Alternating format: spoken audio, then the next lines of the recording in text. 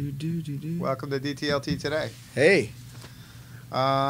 Looks like all the other DTLT members have abandoned us. Where is everybody? It was so we've full decided here. to hire Alan. He's the newest. His job is to actually man the cuddle couch at all times here at DTLT. Yes. I'm also available for weddings and bar mitzvahs. Exactly. He's really good to have around. He takes really nice pictures. He cleans up really well. The pooper scooper all over the campus has worked out perfectly. I'm a big fan. I read all your books, all your posts. I got a new book. Yeah, exactly. So anyway, we're here today, and we'll be talking about MOOCs, presentation styles, and it's a post that Alan wrote a while ago that I think piqued some interest, and rightfully so. And so I'll let Alan frame how he wants to discuss it, and I'll just be a respondent, and I'll say yes and no, and maybe so. And Noise Professor, you're out there in the chat, you chime in, and anyone else, please. Yeah, it's me, you, and then Zach on the Western Cuddle Couch. That's right. So here's the deal. You basically wrote a post in your way, having fun, saying, look, if you're going to do a MOOC and you're going to be presenting to this large audience, make it compelling. Well, it's not strictly tied to MOOC. I mean, we could talk about MOOCs for a while, and it's not to bash that. And then I really didn't want to particularly bash Martin Weller, who did this video, but I mean, really, to me, the video is basically someone reading. And I thought Stephen Downs was kind of reading, too. He told me he just ad-libbed that, but that's his way. And it's always amazed me that people who are dynamic in person, I've not met Martin, but some of the videos that he's done are really well put together, that somehow people get into this frame set of, I'm doing something academic, and I have to go into this, like, serious kind of, whatever that voice is that people put on. Yeah.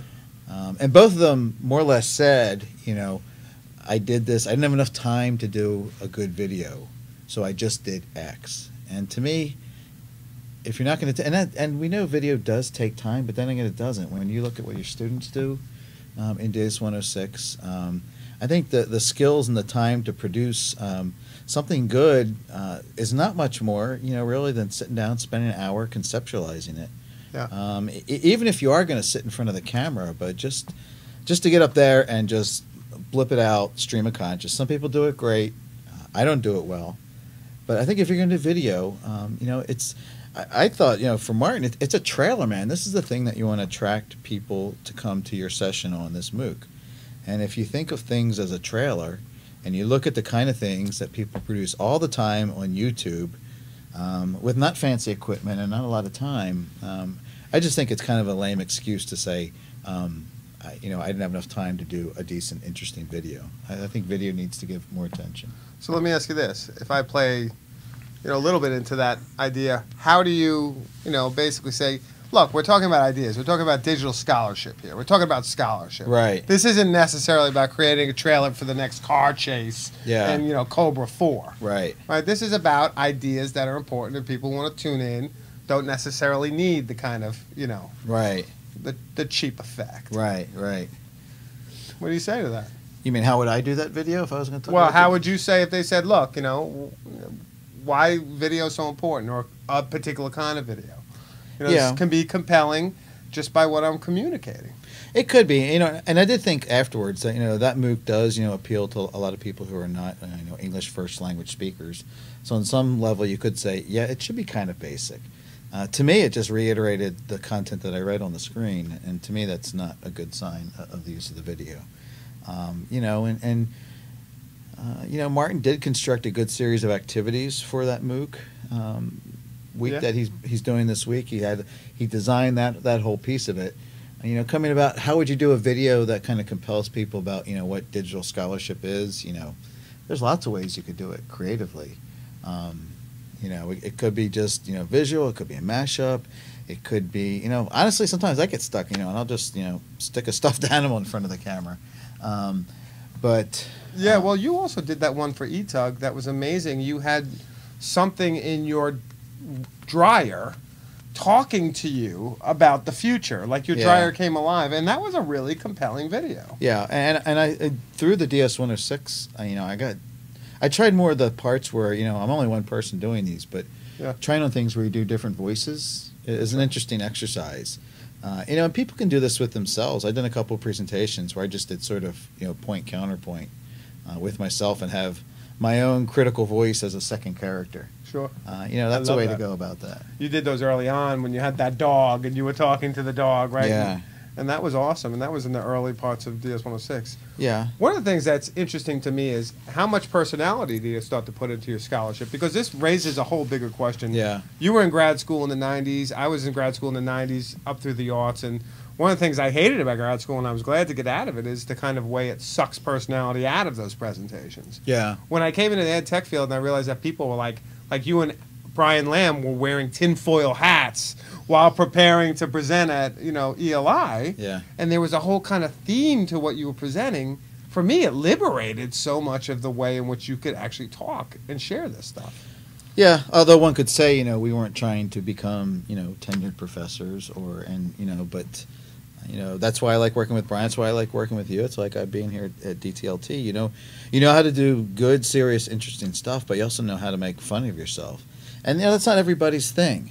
Yeah. But to me, you want to get people excited about your subject, and there's a lot to be excited about with digital scholarship. It's changing our field. People are really running their heads against old systems of publishing and promotion. And there's a lot you can do there with just conceptually the idea of revolution, changing the system, contrasting the old and the new. There's lots of ways to spin that. You did a trailer like that for NMC back in the day. I think if I remember one of their revolution themed conferences. Well, you do probably more video than me, or in terms of your teaching. How do you go? People I think have this preconception like, I'm not creative enough, or I don't have the skills to come up with something interesting. So I'm going to turn on the camera and say, this week we're going to be talking about the topic of, and people watch interesting and compelling media all the time, whether it's on, I think in some ways if you break down like good TV commercials, if you could think of your trailer for your session or the intro to your course, to something as basic as confined as a 60-second commercial. That forces you to really boil it down. So I think when you turn on the camera and press the on button, and you have that, time lapse just to go on and on and on. That ability to really, like that one Kouros did where he said, "Who is Alex Kouros?" Yeah, right? They put him up with like Paris Hilton. He did a really good job. Alec does a great job, but he also studies a lot of the media and. I don't know whether people really immerse themselves. I don't immerse myself enough in kind of YouTube culture to, get a strand of it. And it might come, across as being kind of, copying out to what's trendy, and it's not. Yeah. It's not the serious academic part. I personally found it compelling. When me and Tom started doing those EdTech survivalist videos as a way to talk about an idea that Brian Lamb was talking about, this whole idea of survivalism culture and what happens when, the internet is kind of seen as our last sustainable resource. And I just thought it was fun to come up with ideas and frame them around films, right? And that was, to me, it was just made the job fun. We got zero audience. We hit it. We got rid of Noise Professor and Ben. See ya, guys. Never worry about audience. I know. Never. I know. DS-106. But I am. I'm compelled by the idea of making it fun, but also kind of building in this idea of a narrative that is speaking to more than just, hey, I'm going to sit here and talk about my particular ideas as they stand, and you could read my blog post, or you could kind of subscribe to the ebook or whatever. There's something else there. There's an ongoing conversation. But what would you say to people who don't feel like they have the ability or creative part to produce that? Because not everybody is going to come up with a narrative for a video. What is the stuff that you do with faculty here to try to maybe elevate? And it's not just making stuff that's funny or relating to pop culture. There's a certain dynamicism to creating a video. I have this example I've shown at a couple ones, just a different way to come about video.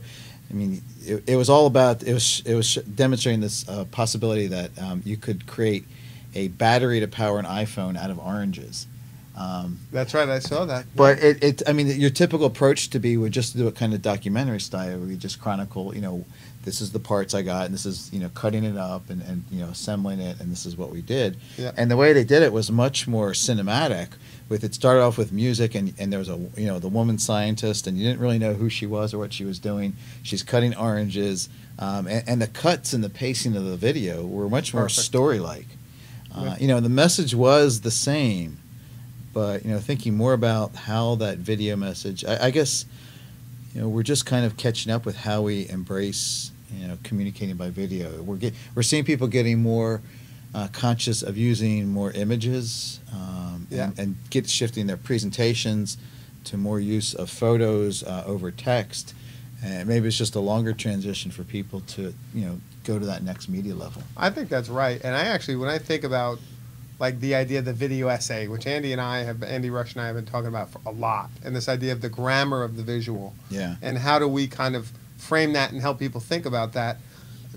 Andy linked me out to a video recently, which was of this guy talking about The Shining, and this idea of the insane sense of space in The Shining, which is actually feeding into the idea that the actual whole set is in many ways this kind of absurd vision of the horror that's happening within this family and this mind. And the way the guy visualizes this by talking over the video and explaining by looking at it, not only raises the question of new forms, but the more we stay with the kind of traditional forms of text and speaking into the camera and not building in these others, the more we kind of ignore and let the copyright designation of who owns and how to use this and fair use go away. I mean, it's actually, I wonder if some of the resistance to building in video and building in all these things is also the kind of minefield around some of that. You know, I don't necessarily think that's why people are saying, okay, I won't do it.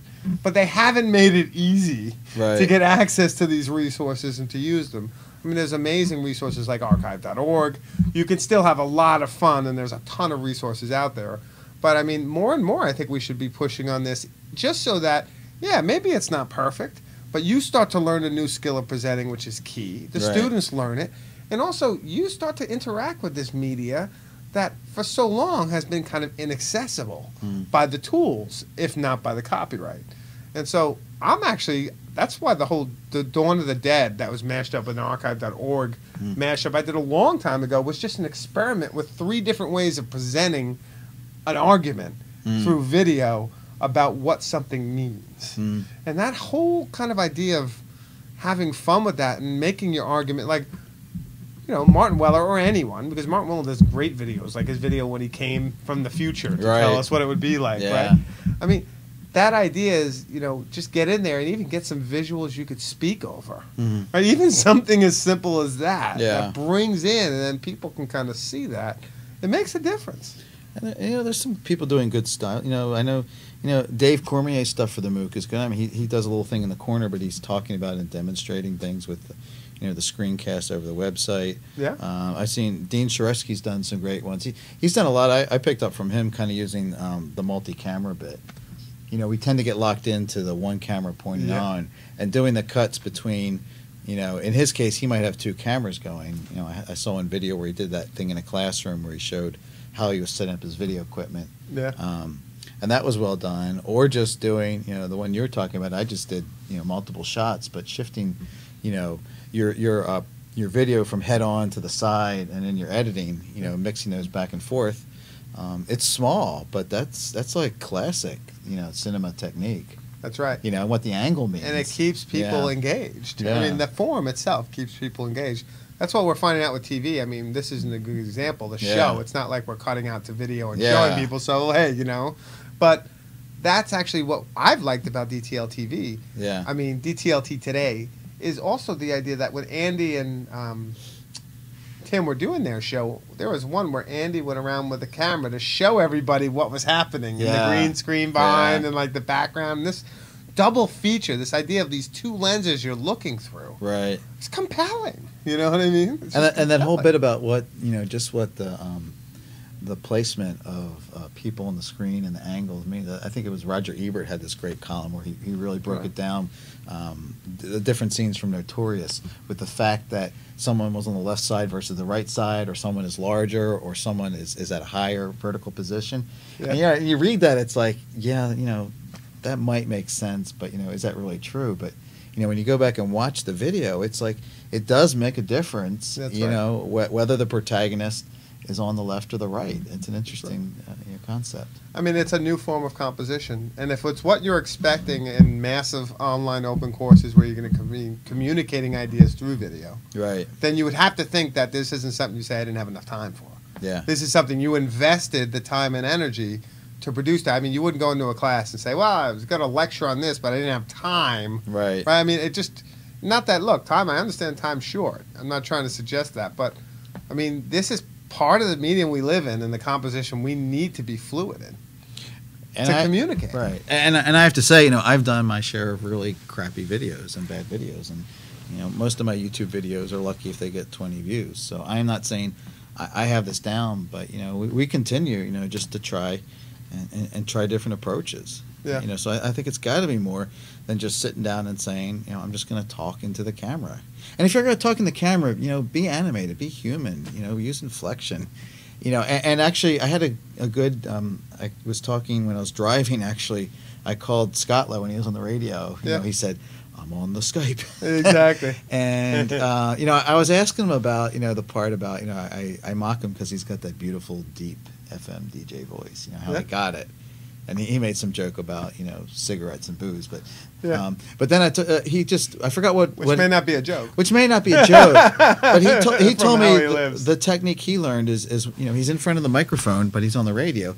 And he says he would put a picture of someone important to him, a family member or spouse, right behind the microphone. Huh. And for him, that focused his concentration to be talking to the microphone as if he was talking to that person. Wow. Is that a ploy? Is that a trick? But it's pretty self-conscious. That's what Wesh did with that. One of his first videos where the students talked about the one little clip where the girl talked about, I'm not really talking to you. I'm really sitting in front of this camera. That's and right. It's this disembodied experience. But when you get to understand what it's like seeing that, some people can make that leap that they're actually communicating with someone out there. But when you're just sitting there looking at that little window. That's right. It's a little disconcerting. Yeah, it is. So. And to speak of Wesh and think about what he did with web video to make a point. Yeah. About the changing nature of digital scholarship. Yeah. I mean, it's kind of a perfect point, know. And I mean, I'm interested in that too. I mean, that's where we and many of us at DTLT have been focusing our energies on for everybody out there. We've been focusing our energies on this for years, right? And so, I mean, I couldn't agree more about the fact that if you're not experimenting with presentation, particularly given that we're in one of the richest mediums right now where you can, right, it may be a disservice to your idea. That's the other thing, not to the people or anything, but just to the very idea you're trying to communicate to people. Yeah. That's where you might be hurting it most. So, I think that's right. And with that, that's it. That's it. DTLT today. Thank you very much for watching. Adios. Tune in again. All of y'all. They all leave. Yeah.